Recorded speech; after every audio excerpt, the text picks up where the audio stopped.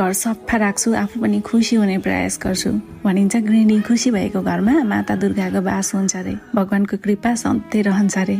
सोच्नु न, घर अस्तव्यस्त देखेर मन प्रसन्न नहुँदा यहाँले मन लगाएर काम गर्न पो सक्नुहुन्न थियो कि? हो, पैसाले वस्तु किन्न सकिन्छ, तर खुसी सकिन्न। आमा बुवा बच्चा पर पाहुना अनि हामीलाई के कतिखेर चाहिएको छ त्यसको म्यानेज त मैले गरेको छु नि। यहाँ पनि त तपाईँलाई स्वतन्त्र राखेको छु। हो, मैले घर सम्हाल्छु, त्यसैले बाहिर निस्केर मन लगाएर फोकस भएर काम गर्न सक्नु भएको छ।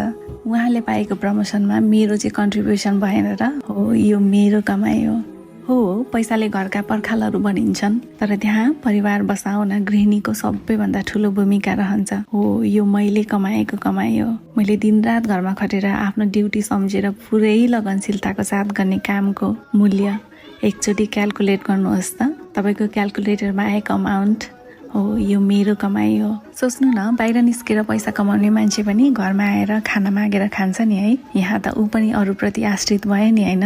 यहाँ हरेक मान्छे कहीँ न कहीँ कतै न कतै कोही न कोहीसँग केही कुरामा एकअर्काप्रति आश्रित डिपेन्ड छ कि? अब भन्नुहोस्, कसरी गृहिणीलाई मात्रै अरूप्रति आश्रित मान्ने? नसकेर होइन, कसैको बाध्यता हुन्छ, कसैको परिस्थिति हुन्छ, अनि कसैको चाहना हुन्छ एज अ गृहिणी जीवन बिताउने। फेरि हामीले त हाम्रो कामहरू बाँड्या हो नि। म तिमीभन्दा बेटर आफ्नो पर्सनल लाइफ सम्हाल्न सक्छु, हाम्रो घर परिवार सम्हाल्न सक्छु, म यो गर्छु। तिमीले मभन्दा बेटर बाहिरको काम गर्न सक्छौ, तिमी यो गर। यहाँ सबैको जीवनको आफ्नै भूमिका हुन्छ, आफ्नै अस्तित्व हुन्छ कि? यदि तपाईँको घरमा पनि कोही गृहिणी हुनुहुन्छ भने उहाँलाई धन्यवाद गर्नु होला है, किनकि उहाँको कारण आज तपाईँ